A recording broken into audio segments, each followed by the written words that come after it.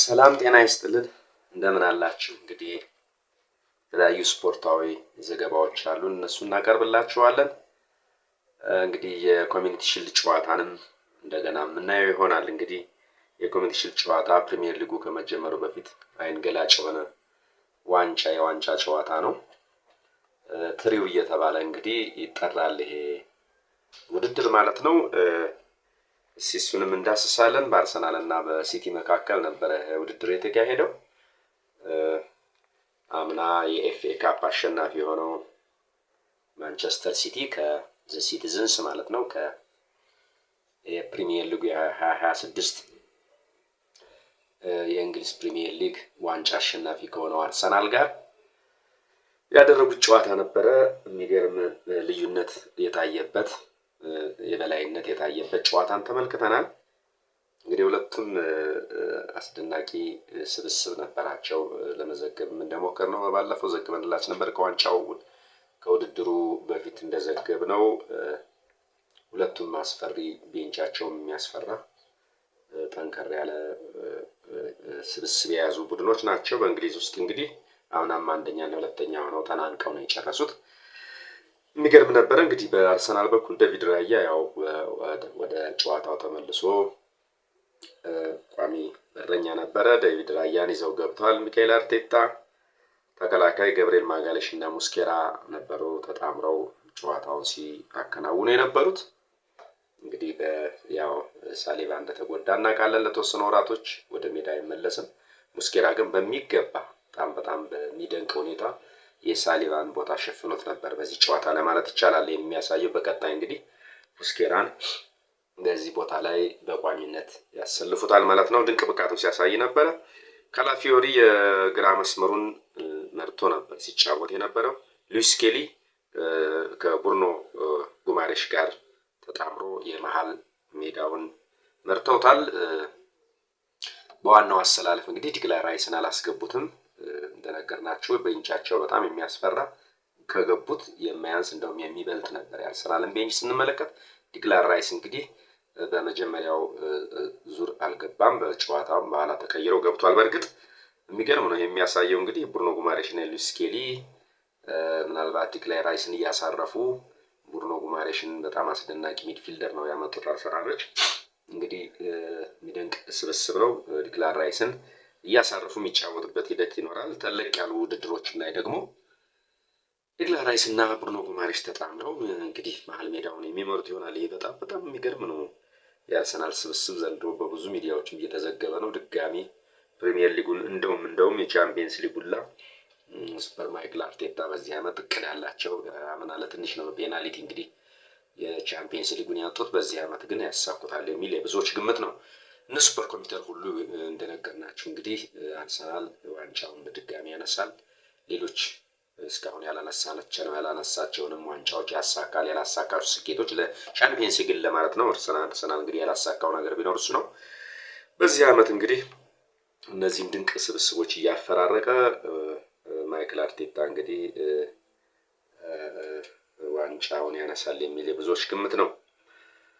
ኦዴጋርድ እንግዲህ 10 ቁጥሩ ላይ ያከፋፍል ነበረ። በጣም ድንቅ እንደገና ተወለደ ነው የተባለው ኦዴጋርድ።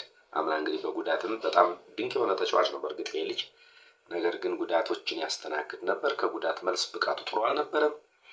አሁን ግን አጀማመሩ እጅግ የሚያስፈራ በጣም የሚደንቅ ጎል ነበር። እንደውም ዳናሮማን በህፃን ልጅ አስተንፈራፍሮት መሬት ላይ ቀልዶ ነበር፣ ደንሶ ነበር ያስገባት ጎሏን። ይህም በጣም ወደ ምርጥ ብቃቱ ላይ ነው ኦዴጋርድ የሚገኘው።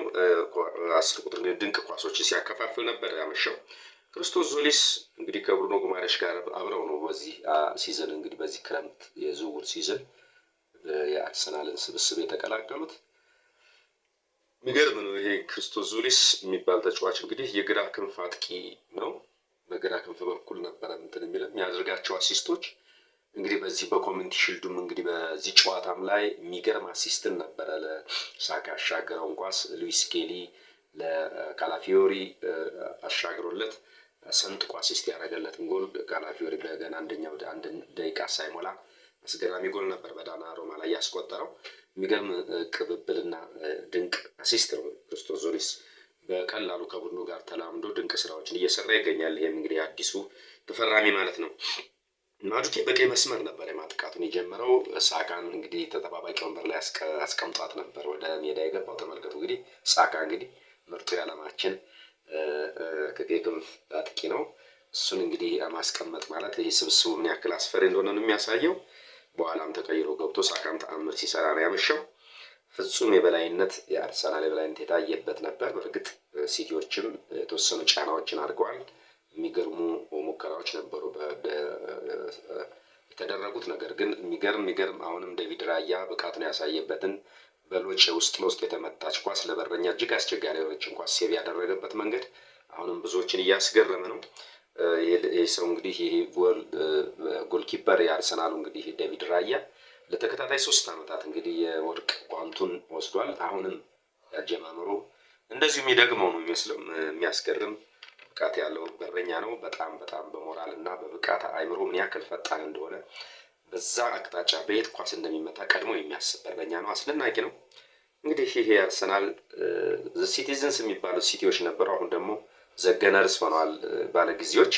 የሚገርም ነው እንግዲህ ዋንጫዎችን ሰብስቦ አሁንም እንደለመደው አርሰናል አምና እንግዲህ ተሳክቶለታል። ዘንድሮም አጀማመሩ እንደዚሁ እስከ መጨረሻው ከሄድ ከሆነ ያለ ጥርጥር ቻምፒየንስ ሊግንም የማምጣት ከፍተኛ እድል አላቸው።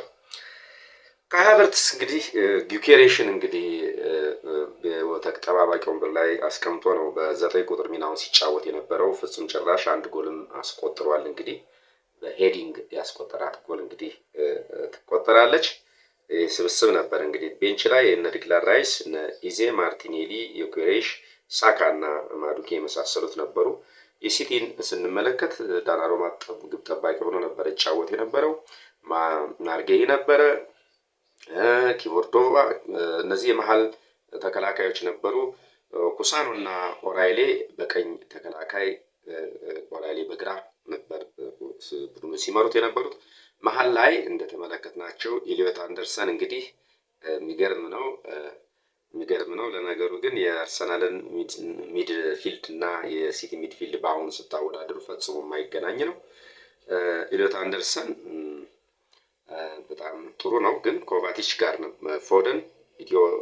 ፎደን ኮቫቲች ሆኖ መሀል ውስጥ እነዚህ 3ቱ ነበረ ሲመሩት የነበሩት። ፎደንም ወሳኝ ተጫዋቾች እነ ዴቪድ ሲልቫ ከወጡ በኋላ እንደ ድሮው እየሆነ አይደለም። ጥሩ አልነበረም በትናንትና ብቃቱም እንግዲህ በዚህ በኮሚኒቲ ሺልድ ጨዋታው ላይ በትናንቱ ምሽት በተደረገው ቆንጆ ብቃቱን ሲያሳይ አልነበረም።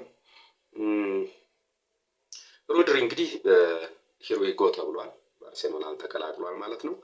ኢሊዮት አንደርሰን የእሱም ቦታ ነው ተክቶ እየተጫወተ ያለው። ነገር ግን በፍጹም ከሮድሪ ጋር የሚመጣጠን ተጫዋችም አይደለም። ሮድሪ የሚገርም ነው። ሜዳውን ሙሉ የሚያካልል ለአርሰናሎች ለቶፕ 6 ስለሚባሉት ቡድኖች በጣም የሚያስቸግር በጣም የሚታገል ሚድፊልድ ነው። በፍጹም ብዙ ሜዳዎችን ሰፊ ቦታን በማካለል አሲስት በማድረግ ጎል በማስቆጠር በጣም የሚደንቅ ሚድፊልድ ነው። እንግዲህ ሲቲዝንስ ሲቲዎች ያጡት ኢሊዮት አንደርሰን እሱን ተክቶ ነበር እንትን ያለው። ሚዱ ሙሉ በሙሉ መሀል ላይ ተበልጠው ነበረ። የፊልድ መስመሩን እንግዲህ ሴሚኑን ደጉና ሃላንድ ነበሩ ሲመሩት የነበሩት። ሃላንድ በጥሩ ብቃት ላይ አልነበረም። ከጉዳት እንግዲህ የተወሰኑ መንገጫገጮች ነበሩ። ከዛ እንግዲህ አይሰለፍም ሲባል ተሰልፎ ሙከራዎችን ቢያደርግም ያን ያክል የረባ ሙከራም አላሳየም። የሚገርመው ሪከርድ 11 የፍጻሜ ጨዋታዎች ላይ ሲቲ እስካሁን ባደረጋቸው የፍጻሜ ጨዋታዎች 11 የፍጻሜ ጨዋታዎች ለዋንጫ ቀርቦ ማለት ነው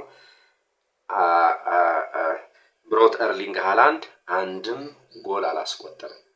ኢማጂን ልብ በሉ እንግዲህ አድማጭ ተመልካቾቻችን፣ አንድም ጎል። ይሄ እንግዲህ ድንቅ አጥቂ ነው። በዓለማችን ላይ በአሁኑ ሰዓት አሉ ከሚባሉ ኮከብ አጥቂዎች አንዱ ነው። ነገር ግን በ11 የፍጻሜ ጨዋታዎች ላይ በ11 የዋንጫ ጨዋታዎች ላይ አንድም ጎል አለማስቆጠሩ ልብ በሉ። ይሄ በጣም የሚያስገርም እና የሚያሳፍር ነው ከአንድ ኮከብ አጥቂ ማለት ነው። ሌሎቹን ብትመለከቱ እነ ሮናልዶን፣ እነ ክርስቲያኖ ሮናልዶን፣ ሊዮኔል መሲን፣ ሌሎችንም በጣም ድንቅ ጎል ነው የሚያስቆጥሩ በፍጻሜ ላይ። ለዛም ለዋንጫም ቡድኑ የሚያበቁት። ይሄ ልጅ ግን የተጨበጨበለት አጥቂ ነው። ነገር ግን በ11 ጨዋታዎች ላይ በፍጻሜ ጨዋታዎች ላይ ጎል ያላስቆጠረ በመባል እንግዲህ ሪከርዱን ይዟል ማለት ነው። ኮሚኒቲ ሺልዱ እንግዲህ ሁሉንም ወደፊት ያለውን አቋም ያሳያል ባይባልም ግን የአርሰናል አጀማመር የሚያስፈራ ነው። የውድድር በ1908 ነበረ የተጀመረው እንደ አውሮፓውያን አቆጣጠር ማለት ነው። በየአመቱ እንግዲህ የኤፍኤ ካፕ አሸናፊና እንደነገርኳችሁ የእንግሊዝ ፕሪሚየር ሊግ ዋንጫን ያሸነፈው ቡድን ፕሪሚየር ሊጉ ከመጀመሩ አንድ ሳምንት በፊት የሚደረግ ውድድር ነው። በ1908 1908 እንደ አውሮፓውያን አቆጣጠር የተጀመረ ውድድር ነው። እንግዲህ የሚገርም ነበረ። የሚገርመው ገቢው ከዚህ ዋንጫ ከኮሚኒቲ ሺልድ ዋንጫ የሚገኘው ገቢ ሙሉ በሙሉ ለእርዳታ ለበጎ አድራጎት ስራዎች እንደሚውል ይታወቃል። አንድም ለፉትቦል ለተጫዋቾች ወይም ለክለቡ የሚያገኘው ነገር የለም። ነገር ግን ሙሉ በሙሉ የሚገኘው ገቢ ለበጎ አድራጎት ስራዎች ይውላል ማለት ነው። እንግዲህ ዋንጫ ለተነሳሽነት ሞራል ለመገንባት ለመነቃቃት ይጠቅማል። አርሰናልም ይህን ይጠቀምበታል። እንግዲህ ጨዋታው በካርዲፍ ስታዲየም ነበረ የተከናወነው። አርሰናል በተስፋ ሰጭነት ቀጥሏል ማለት ነው። ተስፋ ሰጪ ቡድንን ደስ የሚል የሚያስደስት በስፖርቱ የሚያዝናና የስፖርት ክለብን አይተናል። የአርሰናል ፍጹም ብቃትና የበላይነት የታየበት ጨዋታ ነበረ። ካላፊዮሪ ገና በአንደኛው ደቂቃ ከሉዊስ ስኬሊ በግሩም ሁኔታ ያሳለፍለትን ኳስ ነበረ ዳናሩማን አጋድሞ ያስቆጠረው። ከሃቨርትስ በግንባር ሁለተኛውን ጎል አርሰናል አስቆጥሯል። ኦዴጋርድ ዳናሩማን አታሎ ቀልዶበት ነበር። ሶስተኛውን ጎል አስቆጥሮ አርሰናል 3-0 ማንቸስተር ሲቲን በማሸነፍ የኮሚኒቲ ሺልድ የ26-27 ኮሚኒቲ ሺልድ ይሄ የማነቃቂያ የሞራል መገንቢያ የሞራል ስንቅ የሚሆን ጨዋታን በማሸነፍ እንግዲህ ዋንጫውን ከፍ አድርገዋል ማለት ነው። እነሆ ከ3 ቀን በኋላ የእንግሊዝ ፕሪሚየር ሊግ የ2026-2027 የእንግሊዝ ፕሪሚየር ሊግ በይፋ ይከፈታል ማለት ነው። የሚገርም ነው። ከአርሰናል ከኮቬንተሪ ሲቲ በሚያደርጉት ጨዋታ የእንግሊዝ ፕሪሚየር ሊግ በይፋ ይጀመራል። ይህንን እኛ ከወዲሁም ፕሮግራምን እንሰራላችኋለን። ጨዋታውንም በላይቭ እናቀርብላችኋለን። የሚደንቅ ሲዝንን እናሳልፋለን። እንግዲህ ዓለም ዋንጫው ስንዝናናበት ቆይተናል። አሁን ደግሞ የእንግሊዝ ፕሪሚየር ሊግ ሊጀምርልን ነው። በየሳምንቱ ጨዋታዎችን እየዘገብን እኛም መረጃን ወደ እናንተ እናቀርብላችኋለን። ላይክ፣ ሼር፣ ሰብስክራይብ ማድረጋችሁ አይረሳ። ሰላም ጤና ይስጥልን። ቸር ሰንብቱልን።